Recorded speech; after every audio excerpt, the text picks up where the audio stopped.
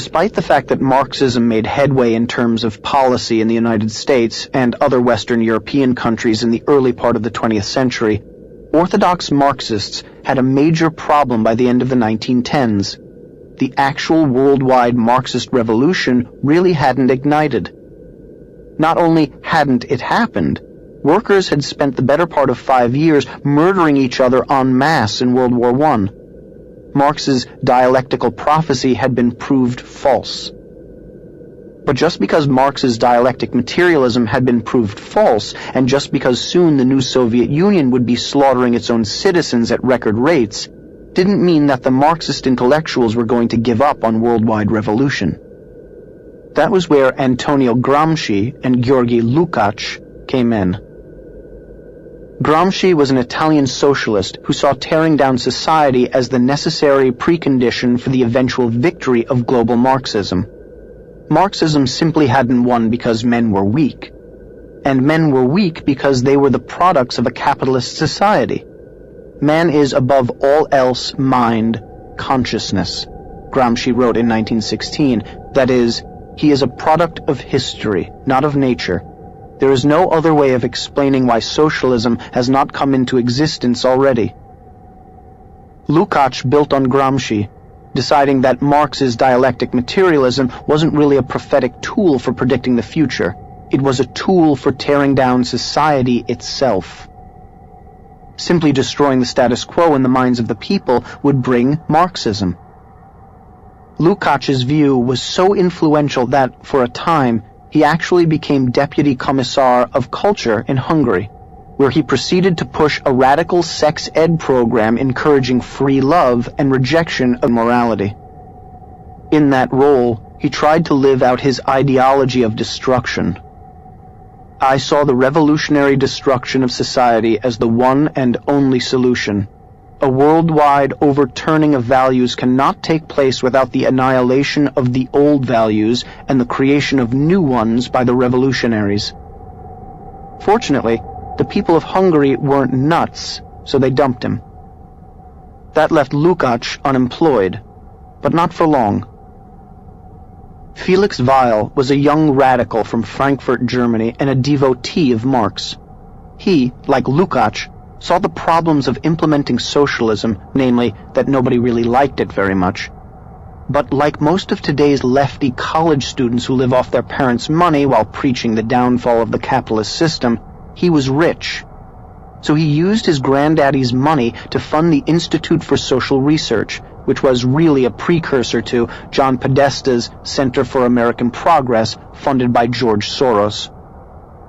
To staff this new institute, which quickly became known as the Frankfurt-skolen, Weil brought in, along with Lukács, a Marxist philosopher named Max Horkheimer. Lukács didn't last long, but Horkheimer did. At the Frankfurt School, he coined a term that would embody the whole corrupt philosophy of his fellow travelers' mission to destroy society and culture using the Marxist dialectic: critical theory.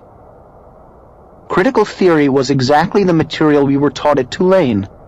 It was, quite literally, a theory of criticizing everyone and everything everywhere. It was an attempt to tear down the social fabric by using all the social sciences: sociology, psychology, economics, political science, etc. It was an infinite and unending criticism of the status quo, adolescent rebellion against all established social rules and norms. Critical theory, says Horkheimer, is suspicious of the very categories of better, useful, appropriate, productive, and valuable as those are understood in the present order.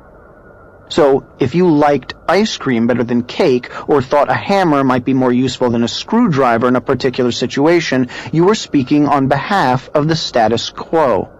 The real idea behind all of this was to make society totally unworkable by making everything basically meaningless. Critical theory does not create. It only destroys, as Horkheimer himself openly stated. Above all, critical theory has no material accomplishments to show for itself. No wonder my thought upon graduating was that getting a job was selling out. When Horkheimer took over the Institute in 1930, he filled it up with fellow devotees of critical theory like Theodor Adorno, Erich Fromm, and Herbert Marcuse. Each agreed with the central idea of critical theory, namely that all of society had to be criticized ad nauseum, all social institutions leveled, all traditional concepts decimated. Marcuse later summed it up well. One can rightfully speak of a cultural revolution since the protest is directed toward the whole cultural establishment, including the morality of existing society. What we must undertake is a type of diffuse and dispersed disintegration of the system. All of these boring and bleating philosophers might have faded into oblivion as so many Marxist theorists have, but the rise of Adolf Hitler prevented that. With Hitler's rise, they had to flee. Virtually all of them, Horkheimer, Marcuse, Adorno, Fromm, were of Jewish descent, and they had no place to go, except the United States. The United States' tradition of freedom and liberty, its openness to outside ideas, and our highest value, freedom of speech, ended up making all America vulnerable to those who would exploit those ideals. We welcomed the Frankfurt School. We accepted them with open arms. They took full advantage. They walked right into our cultural institutions, and as they started to put in place their leadership, their language, and their lexicon, too many chose to ignore them. And the most dangerous thing you can do with a driven leftist intellectual clique is to ignore them. We always feel that our incredible traditions of freedom and liberty will convert those who show up on our shores, that they will appreciate the way of life we have created. Isn't that why they wanted to come here in the first place? We can't imagine anyone coming here experiencing the true wonder that is living in this country and wanting to destroy that. But that's exactly what the Frankfurt School wanted to do. These were not happy people looking for a new lease on life. When they moved to California, they simply couldn't deal with the change of scenery. There was cognitive dissonance. Horkheimer and Adorno and depressive allies like Bertolt Brecht moved into a house in Santa Monica on 26th Street, coincidentally the epicenter of my childhood. They had moved to heaven on earth from Nazi Germany and apparently could not handle the fun, the sun, and the roaring good times. Ingratitude is not strong enough a word to describe these hideous malcontents. If only they had had IKEA furniture, this would have made for a fantastic season of the real world.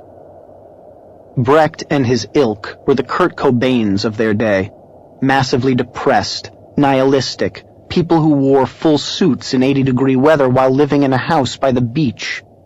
As Adam Cohen wrote in the New York Times, these were dyspeptic critics of American culture. Several landed in Southern California, where they were disturbed by the consumer culture and the gospel of relentless cheeriness. Depressive by nature, they focused on the disappointments and venality that surrounded them and how unnecessary it all was. It could be paradise, Theodor Adorno complained, but it was only California. Adorno was wrong. It was paradise. To the rest of the world, America's vision was a vision of paradise, and these Marxists were here to try and destroy the best lifestyle man had ever created. If I could go back in a time machine, I would go back to kick these malcontents in their shins.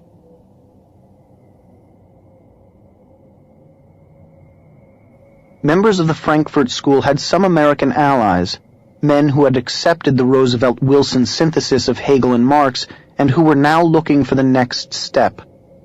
The Frankfurt School had been sending mailers out to prominent fellow traveler sociologists in the United States for some years and creating connections with them. Meanwhile, Columbia University's sociology department was dying. They needed new blood, and they liked what they saw in the Frankfurt School. All the Frankfurt School had to do was to get into the country, and they'd take their place in the hallowed halls of American academia. Fortunately for them, there was an organization called the Institute of International Education, specifically devoted to helping fleeing scholars from Germany. The man who held the post of Assistant Secretary of the Emergency Committee in Aid of Displaced Foreign Scholars was one Edward R. Murrow, who helped ship in many of the Frankfurt School's greatest minds. Later, Senator Joe McCarthy would try to pillory Murrow in revenge for Murrow's coverage of the McCarthy hearings by citing Murrow's involvement with the Institute of International Education, but by then, McCarthy was finished. In any case, once in the country, the Frankfurt School was almost immediately accepted at Columbia University. It was a marriage made in hell. With their tentacles affixed to the institutions of American higher education, the Frankfurt School philosophy began eking its way into every crevice of American culture. Horkheimer's critical theory became a staple of philosophy, history, and English courses across the country. Horkheimer himself took his show on the road, from Columbia to Los Angeles to the University of Chicago. Meanwhile, Erich Fromm, one of the Frankfurt School's main thinkers, was pushing cultural Marxism through psychology by blaming Western tradition for the rise of Nazism and the rejection of Marxism. This was a fiction, of course, convenient rewriting of science to meet a political agenda. Leftists today still call their opponents Nazis on the basis of this flawed and inane psychoanalysis. Early on, Fromm embraced the ideas of Frankfurt School fellow Wilhelm Reich, who felt that psychological problems largely stemmed from sexual repression, and said that sexual liberation from societal mores could cure large numbers of people. Reich, whose psychoanalysis included disrobing his patients and then touching them, helped place the foundations of modern feminism, arguing that the repression of the sexual needs creates a general weakening of intellect and emotional functioning. In particular, it makes people lack independence, willpower, and critical faculties. Marriage, he wrote, ruins lives. Marital misery, to the extent to which it does not exhaust itself in the marital conflicts, is poured out over the children. Fromm also expanded on the parenting ideas of Lukács and John Dewey, who rejected parental authority, telling parents to stand by and let their children reinvent the wheel through experience. Fromm's philosophy was imbibed by a young socialist student named Benjamin Spock, who would go on to shape a generation of parents with his child-rearing book, The Common Sense Book of Baby and Child Care, which helped launch the self-esteem movement. At the same time, Frankfurt School scholar Theodor Adorno was sliding Marxism into the American consciousness by attacking popular trends in the world of art. First teaching at Columbia and then later at Princeton, he argued that television and movies were problematic because they appealed to the masses, but television and the movies weren't catering to the public tastes. They were shaping them, Adorno argued. Popular art and culture had destroyed true art, which is always used for revolutionary purposes, he said. All popular art, therefore, had to be criticized as a symptom of the capitalist system. All art had to be torn down. Performance art and modern art found their philosophical foundation in Adorno. The long line stretching from Piss Christ to Karen Finley smearing herself with feces to Susan Sarandon celebrating being hit with transsexual projectile vomit all had its roots with Adorno. This nihilistic influence in art, reinforcing the destruction of cultural norms, means that many grown adults have never experienced an epoch in which the transcendent and the innately beautiful have been celebrated as the artistic ideal. And it all started because a rat pack of Nazi-fleeing depressives couldn't appreciate leaving the world's most oppressive place for the world's most spectacularly free and beautiful place. Santa Monica. Google it. It takes a sincerely deranged soul to want to deconstruct the good life and the optimistic citizenry in order to create mass intellectual and spiritual misery. But that's exactly what they did. And as they constructed their philosophical dystopia, all the pieces of the modern leftist puzzle began falling into place. But all of these major contributors to the Frankfurt School of Thought paled in comparison to Herbert Marcuse, the founder of the New Left. Marcuse joined the Frankfurt School in 1933 and quickly became a leader of the movement. After he moved to the United States and became a citizen, he was hired by FDR's Office of War Information to create anti-Nazi propaganda, despite his Marxism. He also worked in the Office of Strategic Services, the pre-CIA OSS, and the State Department, where he worked to prevent the United States from pushing Germany away from democratic socialism. He taught at Columbia, then Harvard, then Brandeis, and then, finally, at the University of California in San Diego. He really hit his stride in 1955, however, with the publication of Eros and Civilization. The book essentially made Wilhelm Reich's case that sexual liberation was the best counter to the psychological ills of society. Marcuse preferred a society of polymorphous perversity, which is just what it sounds like, people having sex every which way with whatever. It wasn't so much the freshness of Marcuse's message that made the difference, it wasn't a fresh message, as his timing. The kids brought up with Fromm and Freud and Spock were coming of age. The misplaced guilt of the greatest generation brought forth a new generation free to embrace Marcuse. While similar philosophies of sex had failed in the 1920s, 1930s, and 1940s, by the 1950s, the men and women who had suffered through the Great Depression and fought in World War II were determined to raise privileged kids who would never have to actually fight for their country or work for their food. The result was a group of kids ready and able to participate in the sexual revolution promised by the Frankfurt School. Marcuse excused sexual promiscuity as the fulfillment of the need for the people to rise up against Western civilization and to free themselves of the sexual repression it created. Not a hard sell for teenagers. It was no wonder that in a very real sense, his followers believed they were doing something special when they made love, not war, a slogan attributed to Marcuse himself. They were using their sexual energy to bind the world together rather than destroy it, as sexual repression would do. While Marcuse may not have been the most important intellectual force behind the Frankfurt School, he was its most devious and effective marketer. The advertising adage, "sex sells," was applied to selling a generation on the idea that their parents' values and ideals were repressive and evil. Where, geographically, did Marcuse come to this nihilistic understanding? The picturesque cliffs of La Jolla overlooking the Pacific Ocean. Marcuse carried his critical theory in another destructive direction as well. While repeating the Marxist trope that the workers of the world would eventually unite, he saw the Third World's anti-colonial movements as evidence that Marx was right. He recognized that in the United States there would be no such uprising by the working class.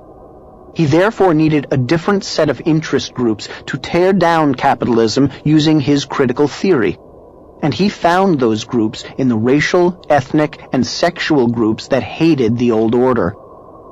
These victimized interest groups rightly opposed all the beauties of Western civilization with all the defiance and the hatred and the joy of rebellious victims, defining their own humanity against the definitions of the masters.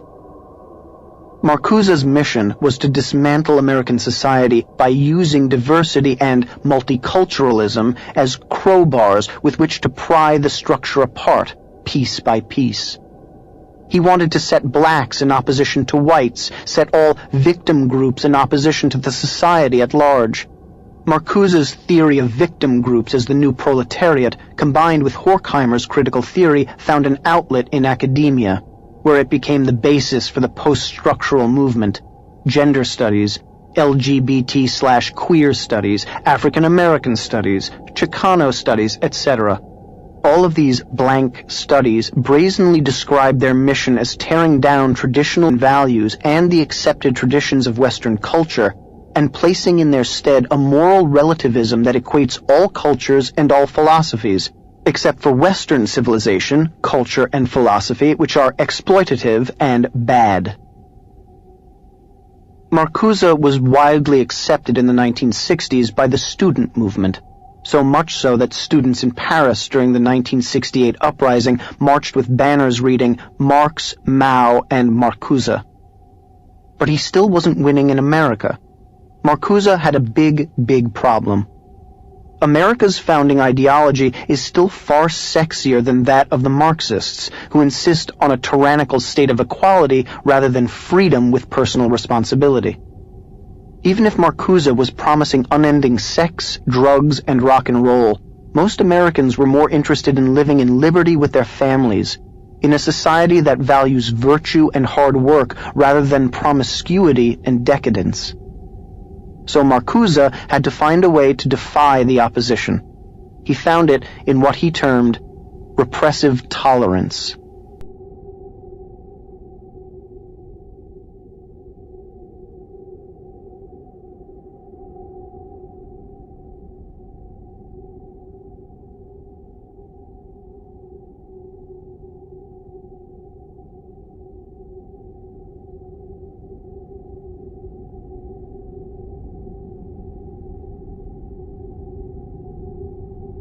In 1965, Marcuse wrote an essay by that name in which he argued that tolerance was good only if non-dominating ideas were allowed to flourish, and that non-dominating ideas could flourish only if dominating ideas were shut down. The realization of the objective of tolerance, he wrote, would call for intolerance toward prevailing policies, attitudes, opinions, and the extension of tolerance to policies, attitudes, and opinions which are outlawed or suppressed. America was experiencing a repressive tolerance under which dissenting viewpoints were stifled. What it needed was partisan tolerance. In other words, if you disagreed with Marcuse, you should be forcefully shut up, according to Marcuse. This made political debate very convenient for him and his allies. This totalitarianism is now standard practice on college campuses, in the media, and in Hollywood, the very places that the Frankfurt School sought to control. The First Amendment, the same instrument that allowed the Frankfurt School to land on our shores and express their pernicious ideas in freedom, was now curtailed by those who had benefited from it. Marcuse called for a tyranny of the minority, since the tyranny of the majority could not be overcome without a total shutdown. There's another name for Marcuse's partisan tolerance: political correctness. In fact, the term political correctness came from one of Marcuse's buddies, Mao Zedong. Mao used the term to differentiate between those who had scientifically correct views and those who did not. Those who did were termed politically correct. In 1963, just 2 years before Marcuse's repressive tolerance, Mao came out with an essay entitled, "Where Do Correct Ideas Come From?" In that essay, he argued that the Marxist society determines correct ideas, and all incorrect ideas must be put out of their misery. Mao thought it, Marcuse thought it, and his ideological heirs thought it and still think it. Hello, neighbor. And so Marxism came stealthily to our shores, squatted here, planted its roots, and grew like a weed, all before we even noticed it. It happened at the university level and at the governmental level and at the media level. We didn't notice because we couldn't read the rhetorical garbage these jokers were spewing, and we didn't think it was important. Our Constitution survived a revolution and a civil war and 2 world wars. Why should we worry about a few German eggheads? Especially since America was economically thriving under such oppression. The foundations of the complex had been built, but we still couldn't see the complex itself. The complex was hidden under paragraphs of obscure text and in college curricula at places like Tulane University, under the unlikely auspices of American Studies. Talk about a wolf in sheep's clothing. It all seemed so benign, and we figured that if college students went off and had sex and did drugs and engaged in teenage rebellious decadence, oh well, they'd eventually come back to the Constitution just the way their parents had. We slept while the other side armed, And while we snoozed, they secretly stole away our defensive weaponry, our allegiance to the Constitution and to freedom of speech and opinion. It was only when they fired the first shots over our bow that we noticed we were unarmed, and that they had weaponized the cloudy bacteria of their philosophy into full-bore ideological anthrax, ready to deploy on a moment's notice. The line was becoming clear. Marx and Hegel had paved the way for the progressives, who in turn had paved the way for the Frankfurt School, who had then attacked the American way of life by pushing cultural Marxism through critical theory. The Frankfurt School thinkers had come up with the rationale for radical environmentalism, artistic communism, psychological deconstruction of their opponents, and multiculturalism. Most of all, they had come up with the concept of repressive tolerance, aka political correctness. They had penetrated the academies.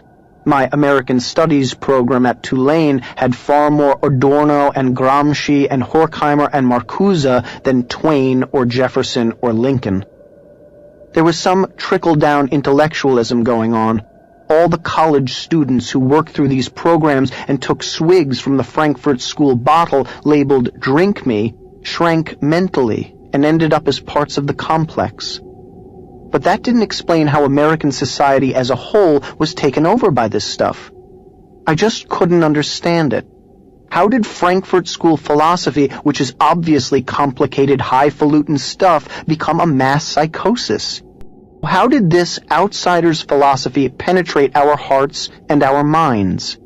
How did the complex, which was a huge philosophical system designed to take America head-on, recede into the background so much that a few decades later, we can't even recognize that it exists?